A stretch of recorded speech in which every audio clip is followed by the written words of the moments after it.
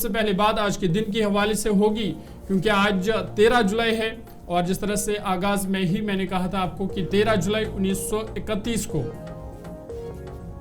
شخصی راج کے خلاف تحریک کا آغاز ہوا تھا جس میں 22 لوگ ہلاک ہوئے تھے۔ آصف تب سے لے کر اب تک اب دیکھ رہے تھے جموں کشمیر کے اندر سرکاری سطح پر ایک تقریب ہوتی تھی اور مزار شہداء پر سرینگر کے اندر بالخصوص جہاں پر سرکاری طور پر ایک تقریب کا بھی اہتمام ہوتا تھا اور جموں کشمیر کے اندر سب سے بڑی اور اہم ترین یا مرکزی تقریب میں سے ایک تھی، لیکن آج گزشتہ 4-5 برسوں سے اس تقریب کی اجازت نہیں دی جاتی اور اب سے کچھ دیر پہلے جہاں تیاریاں تھیں مگر مزار شہداء پر کسی تقریب کی اجازت نہیں دی گئی۔ کئی سیاسی لیڈران جن نے پلان بنایا تھا کہ وہ فاتح خوانی کے لیے مزار شہداء پر جائیں گے، نقشبند صاحب کا وہ رخ کریں گے، مگر صبح جو اطلاعات موصول ہوئیں اور جو تصویریں ہم تک پہنچی، متعدد سیاسی قائدین کو خانہ نظر بند رکھا گیا۔ سید محمد الطاف بخاری جموں کشمیر اپنی پارٹی کے سربراہ اور سابق ریاستی وزیر جو باہر نکلنا چاہ رہے تھے، پہلے سے پلان تھا کہ وہ مزار پر جائیں گے، مگر جب ان کو پولیس حکام کی جانب سے روکا گیا تو انہوں نے سڑک پر ہی یہ بہتر سمجھا کہ خانیار میں مزار شہداء سے چند کلومیٹر کی دوری پر ہی انہوں نے باہر نکل کر پارٹی کے دیگر لیڈران کے ساتھ فاتح خوانی میں شرکت کی۔ خانیار میں سیکیورٹی کے غیر معمولی انتظامات، پہلی تصویر دوبارہ سے دکھائیے گا، خانیار کی پہلی تصویر جہاں سرینگر کے اندر ماضی میں اس طرح کی تصویریں کبھی کبھار آتی تھی اور ان سب کے بیچ سیاسی قائدین کا یا لیڈران کا مزار شہداء پر نقشبند صاحب پہنچنا جو تھا وہ جاری رہتا تھا، لیکن اس بار ایسا نہیں ہو سکا اور چند برس قبل آپ کو یاد ہوگا جو آخری ہمیں یاد ہے سال 2018-19 میں آخری مرتبہ تقریب ہوئی، اس وقت کے گورنر کے ایڈوائزر بطور یہاں پر سرکار کی طرف سے جو نمائندے ہیں وہ آخری تقریب کا حصہ بنے تھے۔ اس کے بعد سرکاری سطح پر کوئی بڑی تقریب نہیں ہوئی اور چھٹی کا بھی اعلان ہوتا تھا، وہ چھٹی بعد میں 13 جولائی کی منسوخ کر دی گئی اور اتنا ہی نہیں ورکنگ ڈیز میں اس دن کو بھی شامل کیا گیا اور دیگر حصوں کی طرح سرینگر کے اندر یا جموں کشمیر کے تمام اضلاع میں معمول کے مطابق سرگرمیاں ہوں گی، اس بات کا اعلان کیا گیا۔ یہ تصویر خانیار کی جہاں صبح سیکیورٹی کے انتظامات غیر معمولی نظر آ رہے ہیں اور مختلف علاقوں کے اندر چیکنگ کا سلسلہ بھی آج صبح دکھا گیا۔ اب دوسری تصویر دکھائیے گا، سید محمد الطاف بخاری پارٹی لیڈران کے ساتھ صبح نکلے، حالانکہ انتظامیہ نے مزار کے آس پاس بندش عائد کر رکھی تھی، کسی بھی لیڈر کو جانے کی اجازت نہیں ہوگی، یہ پہلے سے صاف کر دیا گیا تھا، لیکن اس کے باوجود بھی سید الطاف بخاری، ظفر اقبال منہاس، غلام حسن میر، منتظر وحی الدین سمیت کئی لیڈران، رفیع میر ان میں شامل تھے۔ اعلیٰ قیادت جو جموں کشمیر اپنی پارٹی کے ہیں، سابق وزراء ان میں ہے، پارٹی کے جنرل سیکرٹریز ہیں، وہ صبح باہر نکلے تو پولیس نے انہیں مزار پر حاضری دینے سے روکا۔ محمد اشرف میر بھی نظر آ رہے ہیں اور یہ تمام لوگ انتظامیہ کے پلان میں شامل تھا کہ سیکیورٹی وجوہات کی بنا پر کسی کو اجازت نہیں دی جائے گی، تو ایک تصویر وہ، لیکن اس دوران یہاں کچھ بول چال بھی ہوئی، ایک وہ تصویر بھی آپ کو دکھائیں گے، اس کے بعد آپ کو دکھائیں گے کہ گراؤنڈ پر صبح جب یہ بندش عائد کی گئی تھی تو کیا صورتحال تھی۔ اس کے بعد عمران ہمارے ساتھ پھر سے جوائن کریں گے اور دیگر لیڈران کا بھی رد عمل آیا جب گھروں کے اندر متعدد سیاسی لیڈران کو خانہ نظر بند رکھا گیا ہے، جنہوں نے یعنی 7 سے 10 اور 10:30 کے بیچ میں ہی پلان بنایا تھا کہ وہ مزار شہداء پر جائیں گے، نقشبند صاحب میں حاضری کو یقینی بنائیں گے۔ اس سے پہلی تصویر جموں کشمیر اپنی پارٹی کی، جو سب سے پہلی پارٹی آج صبح بنی تھی، مزار کی طرف پیش قدمی لوگوں کی جانب سے کی گئی مگر انتظامیہ نے انہیں روک دیا۔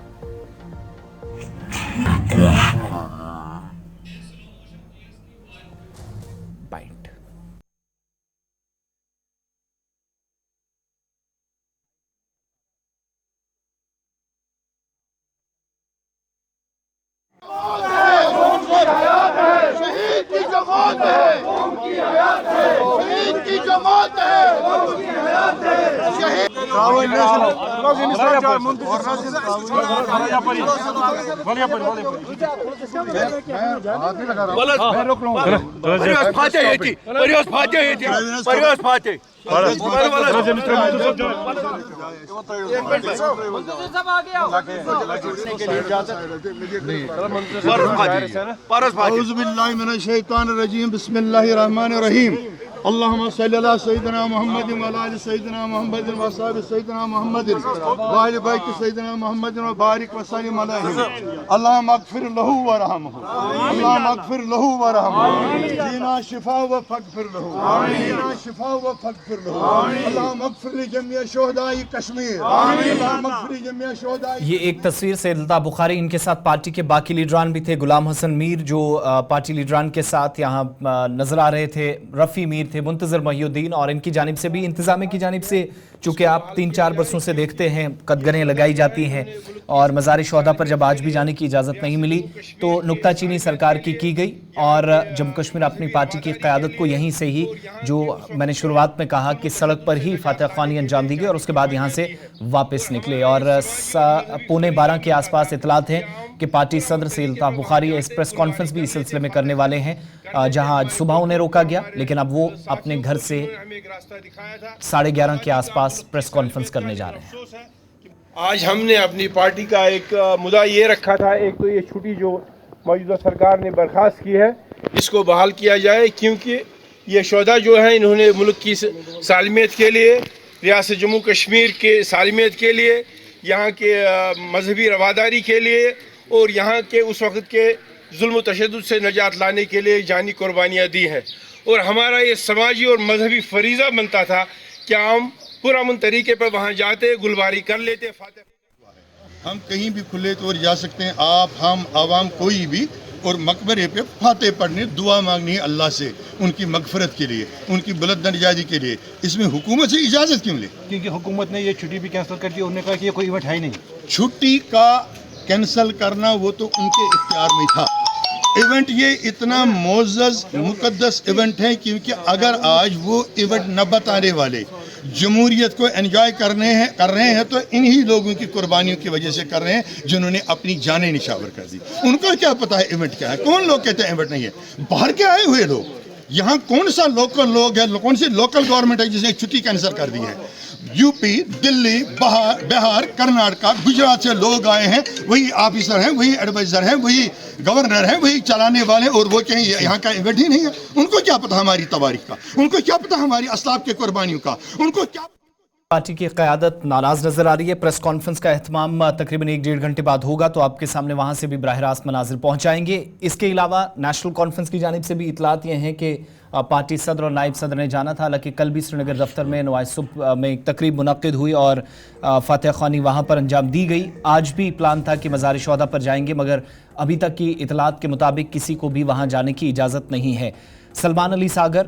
उनके घर के आसपास पर भी सिक्योरिटी का पहरा काफ़ी जमा हुआ था और ये तस्वीर सुबह सुबह सामने आई। उन्होंने एक्स पर भी इसको पोस्ट किया, जहाँ पर वो बता रहे हैं कि उनको भी बाहर निकलने की इजाज़त नहीं दी गई। और थोड़ी देर पहले आज के दिन की मुनासबत से जो तकरीबात होनी थी वो जब नहीं हुई, तो सलमान अली सागर, जो साबिक रियासती वज़ीर अली मोहम्मद सागर साहब के फ़र्जंद हैं, उनने अपने ख़यालात का इजहार कुछ यूँ किया। पहले इनकी बात ज़रा सुनते हैं और उसके बाद वापस खानियार चलेंगे।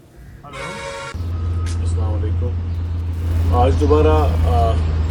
हमें रोका जा रहा है, कदम लगाई जा रही है हमारी मूवमेंट्स पे। हमारे कुछ प्रोग्राम्स थे पार्टी हेड क्वार्टर पे, उसके मज़ीद भी जो हमने गवर्नमेंट से ऑलरेडी रिक्वेस्ट की हुई थी, एक लीगल फ्रेमवर्क के अंडर हमें एक्टिविटी करने दी जाए आज के दिन। लेकिन बदकिस्मती एज यूजुअल जो पिछले 5-6 साल से हो रहा है, आज दोबारा कदम लगाया जा रहा है हमारी एक्टिविटीज़ में। लेकिन हम हमेशा अपने जो 13 जुलाई की जो शहीद है, जिन्होंने इस मुल्क के लिए बहुत काम किया है, बहुत शहादतें दी है, बहुत कुर्बानियाँ दी है, हम उन कुर्बानियों को हमेशा खराज पेश करते रहेंगे। जो 90 साल से रिवायत चलती रही है, उस रिवायत को हम आगे चलाते रहेंगे। और वो कानून के अंदर वो एक स्टेट फंक्शन हुआ करता था, जिसके जितने भी स्टेट हेड्स आज तक रहे हैं उन्होंने उसको फॉलो किया था। एक प्रोटोकॉल बना था एक स्टेट में, बट अनफॉर्चुनेटली 5 अगस्त के बाद जितनी भी जो एक डेवलपमेंट्स होगी उसमें ये छुट्टी भी ख़त्म कर दी गई और शहादत जो हमारे शहीद थे उनको खराज पेश करने से रोका गया हमको। लेकिन हम यकीन दिलाते हैं अपने लोगों को, जम्मू कश्मीर के लोगों को, कि इंशाअल्लाह मुस्तक़िल हम वैसे ही हमारे दिलों से हमारे जो हमारा जो बिलीफ है, हमारा जो मानना है, हम अपने शहीदों को हमेशा खराज अक़ीदत उसी शान तरीके से देते रहेंगे।